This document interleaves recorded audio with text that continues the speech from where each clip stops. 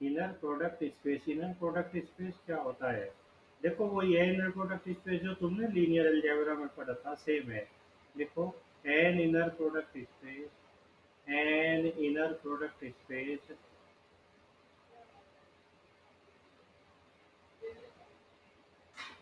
नहीं, an inner product, देखो an inner product on a linear space, an inner product on a linear space L over a field F, over a field F, over a field F is a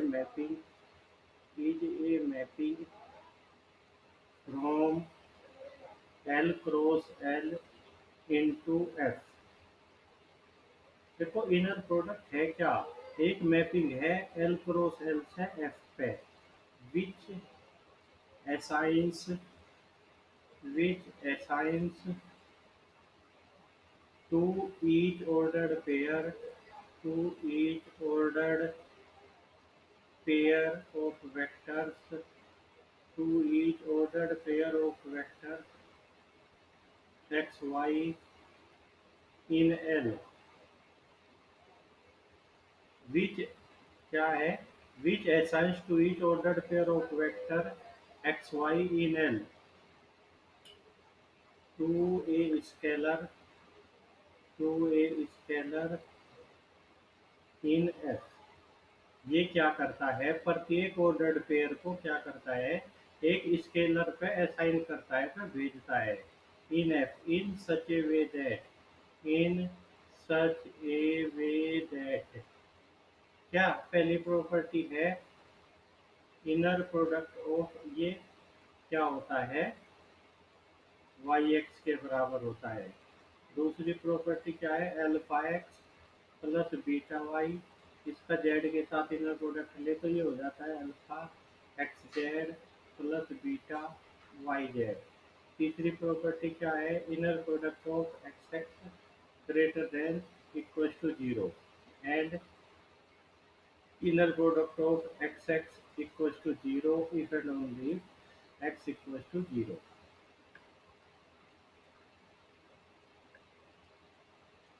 then L is called then N is called inner product space with respect to with respect to this inner product this inner product। देखो inner product है क्या? Inner product क्या है? एक mapping है L cross L से S पे।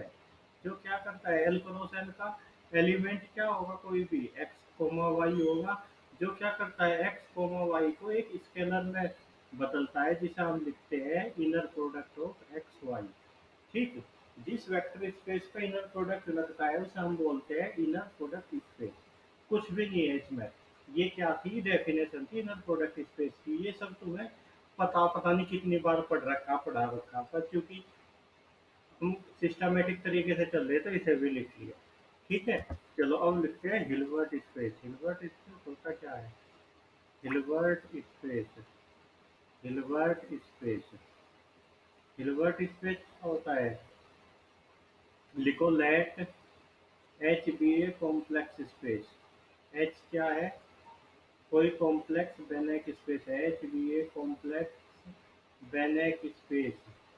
Then H is called then H is called Hilbert space.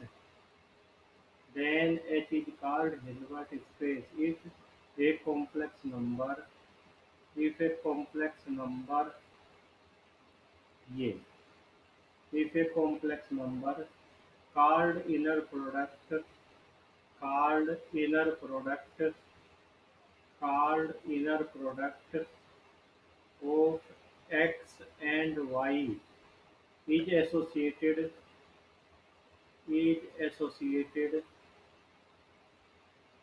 is associated to each of the each of the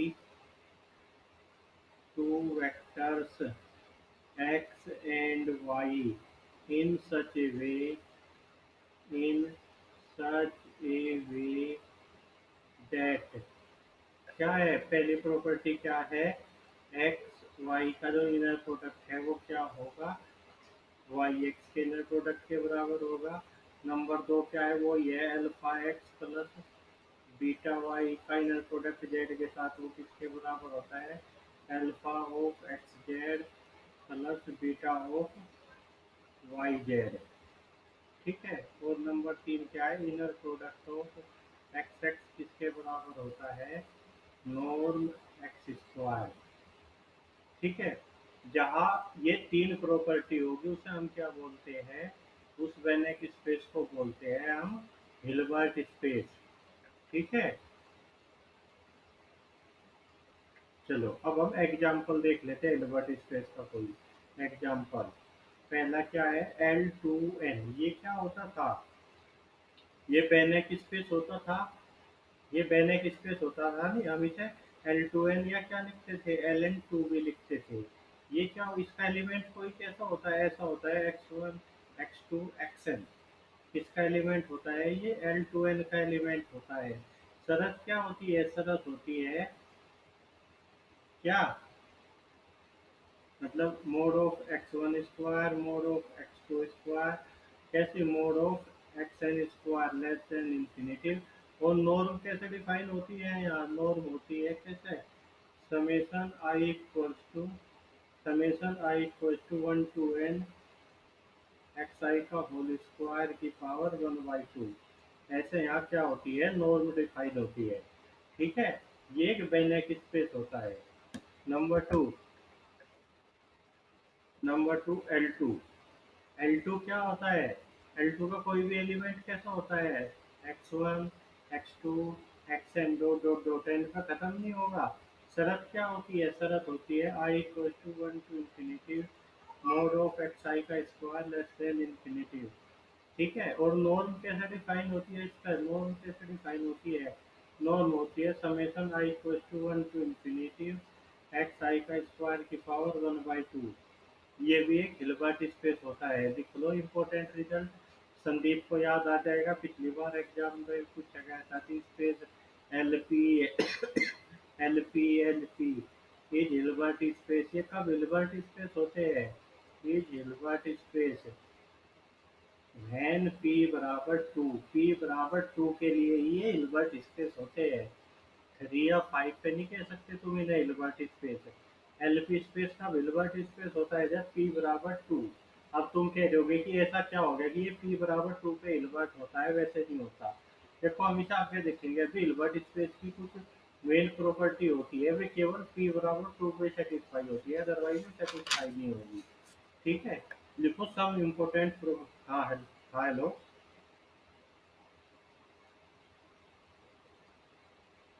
ये सेम है मतलब कोई से नीचे लगा दे कोई ऊपर लगा दे। हाँ ना ना ये दोनों सेम है ये दोनों। ठीक है। देखो some important properties some properties.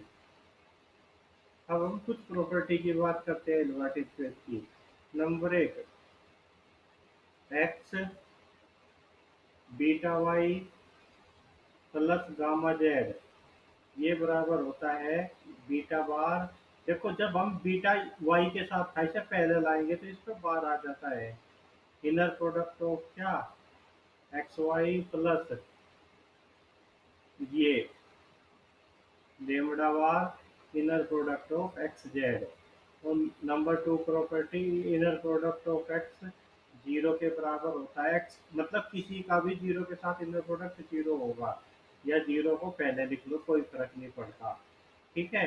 देखो अब ये एक प्रॉपर्टी होगी एक के दो भाग हो गए। नंबर टू प्रॉपर्टी है Schwarz inequality Schwarz inequality.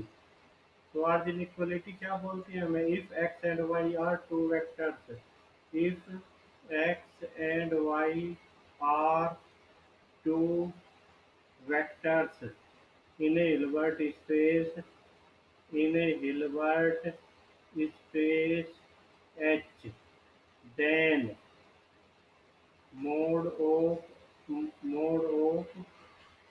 x y less than equal to होता है norm of X into norm of Y. ये होती है Schwarz inequality. Number 3 parallelogram law. Parallelogram law. Parallelogram law ये हिल्बर्ट स्पेस में important होता है। पैरेललोग्राम लॉ, अगर एक्स वाई क्या है, हिल्बर्ट स्पेस एच के एलिमेंट है, तो क्या एक्स प्लस वाई की नॉर्म का square plus norm of x, ये किसके इक्वल टू होता है, 2 × नॉर्म एक्स स्क्वायर प्लस 2 × भाई, ये इस टाइप का क्वेश्चन पूछा जा सकता है कि इनमें से पैरेललोग्राम लॉ कौन सा है। वो चार विकल्प बना देगा ऐसे ही। ठीक है। अब आता है पोलराइजेशन आइडेंटिटी, ये बहुत इंपॉर्टेंट है। Polarization polarization identity. Polarization identity क्या होती है, अगर एक्स वाई एच के एलिमेंट है, तो क्या नॉर्म ऑफ, ये एमसील में पूछी जा रही भाई, यहाँ डिग्री कॉलेज का तो पता नहीं, माइनस एक्स माइनस वाई की नॉर्म का square plus i norm of x plus i y का square minus norm of x minus i y का square equal to 4 × inner product of x y. देखो इसे याद कैसे रखोगे, जब वाई के सामने माइनस आएगा तो बाहर भी माइनस आएगा, यहाँ माइनस आया तो यहाँ भी माइनस आया। ये कितने हैं, 1 2 3 4, चार टर्म है, तो इनर प्रोडक्ट ऑफ 4 टाइम्स हो गया। इसे बोलते हैं हम पोलराइजेशन आइडेंटिटी। ठीक है। अब पांचवी बात लिखो जो इम्पोर्टेंट है, पांचवा रिजल्ट, इफ बी जे,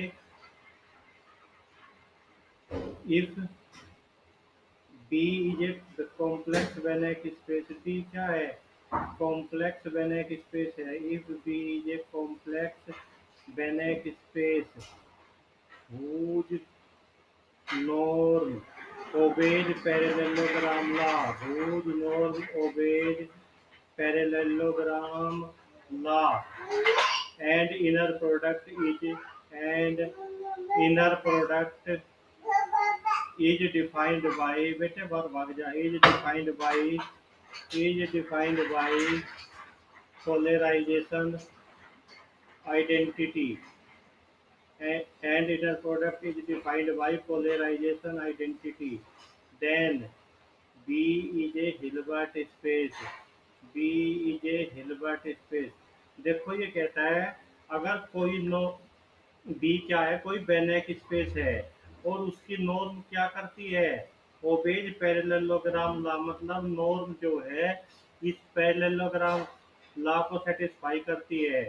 ठीक है। और जो इनर प्रोडक्ट है वो कहाँ से डिफाइन हुआ, पोलराइजेशन आइडेंटिटी से डिफाइन हो रहा है इससे। तो वो वेनेक स्पेस क्या हो जाता है, हिल्बर्ट स्पेस हो जाता है। मतलब हम सीधे सीधे शब्दों में शब्द पे, अगर वी क्या है, कोई वेनेक स्पेस है, क्या करता है, वो जो नॉर्म है वो नॉर्म क्या करती है, पैरेललोग्राम पैरेललोग्राम लॉ को सेटिस्फाई करती है।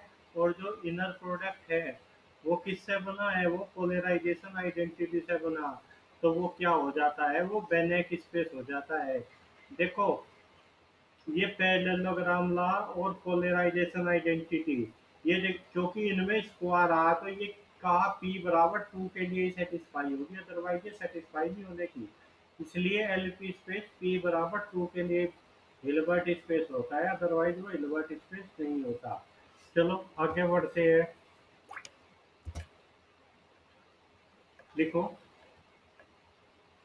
एक छोटा सा रिजल्ट लिख लो, closed convex set, closed convex subset, closed convex subset C of a Hilbert space H, closed convex subset C of a Hilbert space H contains a unique vector, contains a unique vector of smallest norm, of smallest norm। देखो क्या, अगर तो कोई closed convex subset सी है किसी Hilbert space H का, तो वो क्या करता है, एक यूनिक, उसके अंदर यूनिक वेक्टर होता है स्मॉलेस्ट नॉर्म का, बस ऐसे ही लिख लो, इसे कोई समझने का है नहीं। ठीक है, अगला रिजल्ट लिखते हैं।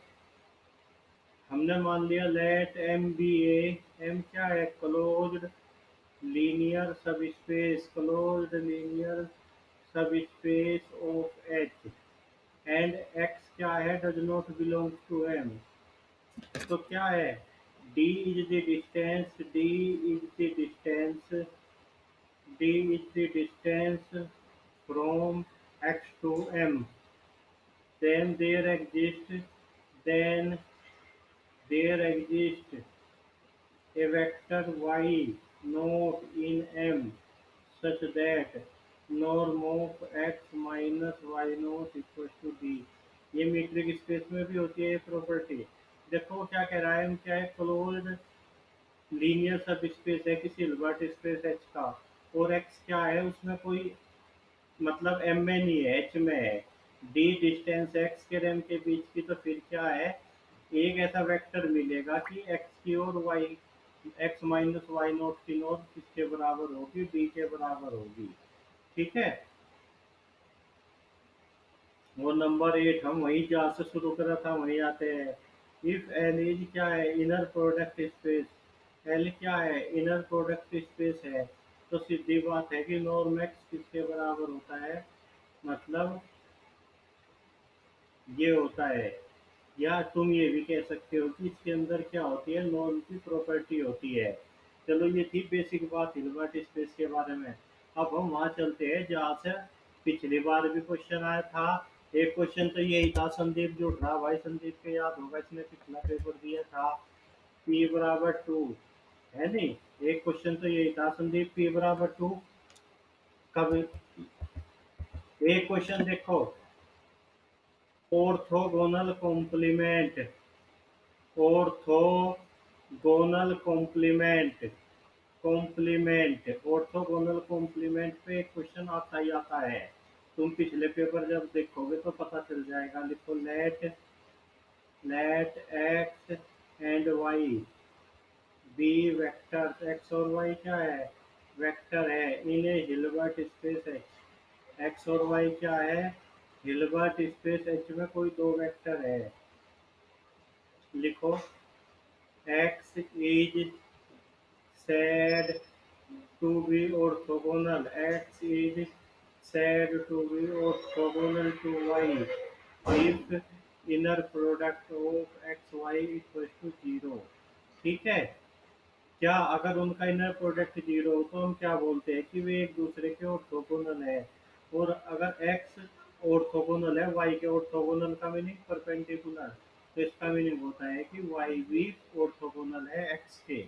सही बात है। इम्पोर्टेंट क्या बात होती है, 0 is orthogonal to every vector, 0 सबके ऑर्थोगोनल होता है। क्यों, 0 के साथ सबका इनर प्रोडक्ट क्या होता है, 0 होता है। सही बात है, तो 0 क्या होता है, सबके ऑर्थोगोनल होता है।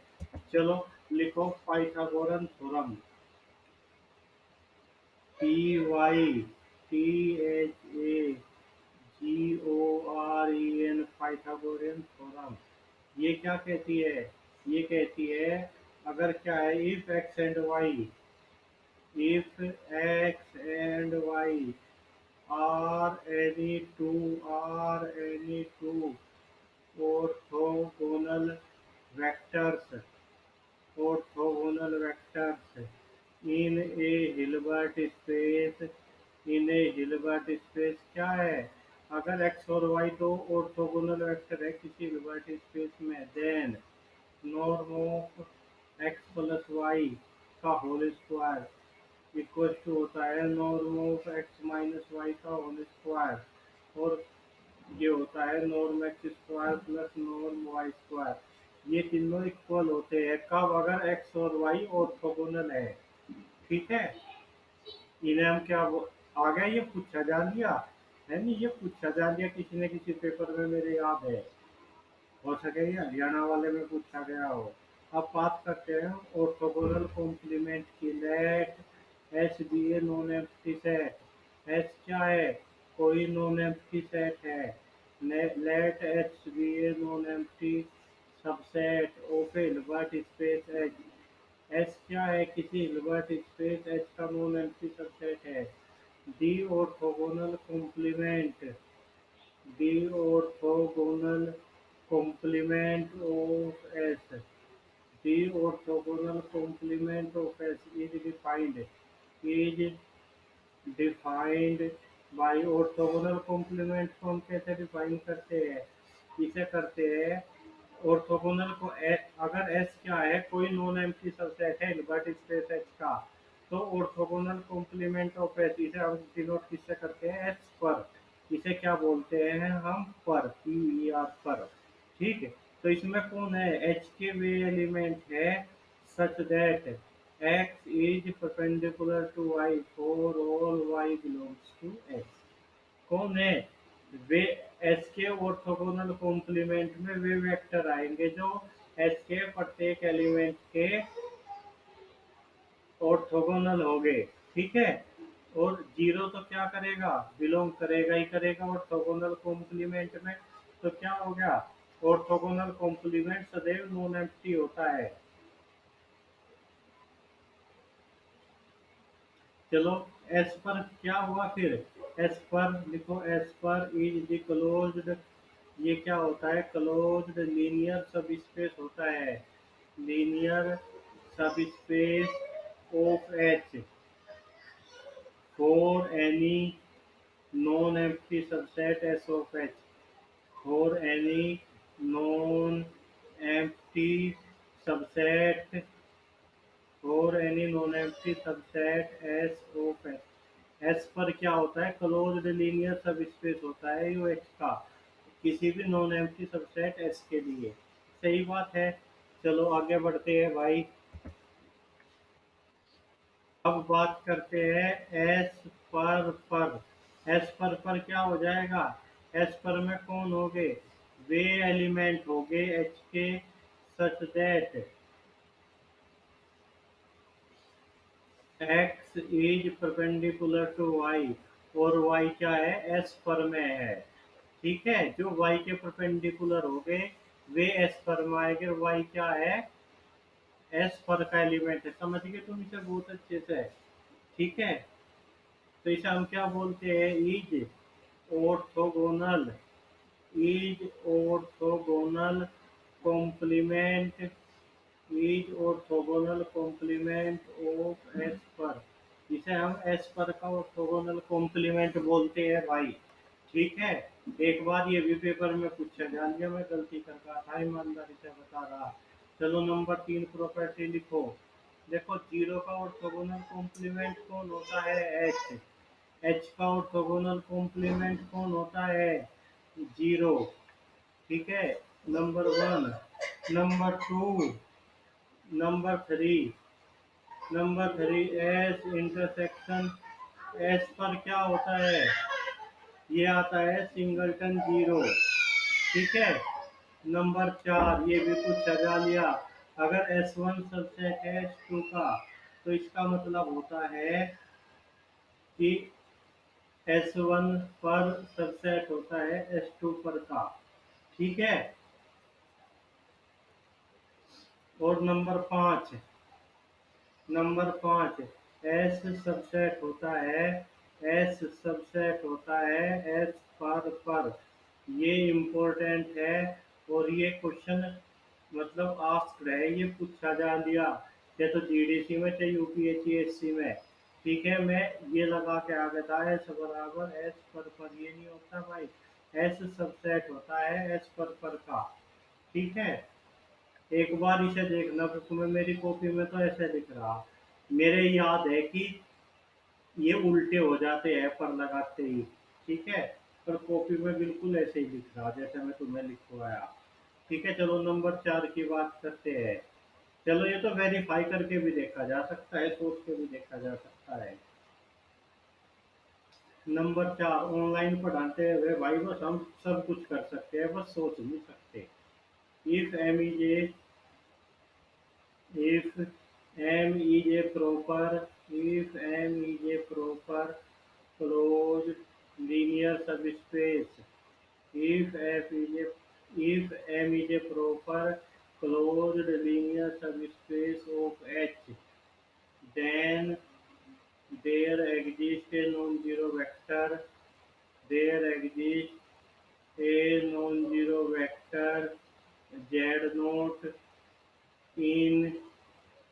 H such that Z not perpendicular to M.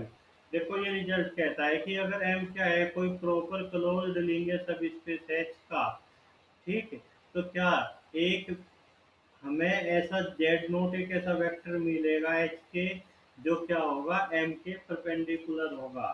सही बात है। लिखो number 5, if M is a linear subspace of H, if M is a linear subspace of H, M क्या है, कोई लीनियर सबस्पेस है H का, लिखो then M is closed, M is closed if and only if M बराबर है M पर ये if and only if result होता है। ये देखो ये सदैव ट्रू नहीं होता, ये क्लोज के लिए ट्रू होता है। इफ एंड ओनली इफ है कि एम अगर क्लोज है तो उसका एम पर उसके बराबर होगा। सही बात है। चलो अगला लिखो नंबर 6। लिख रहे भाई, मैं अगले पेज पे चलता हूँ। नंबर 6, नंबर 6 क्या कहता है,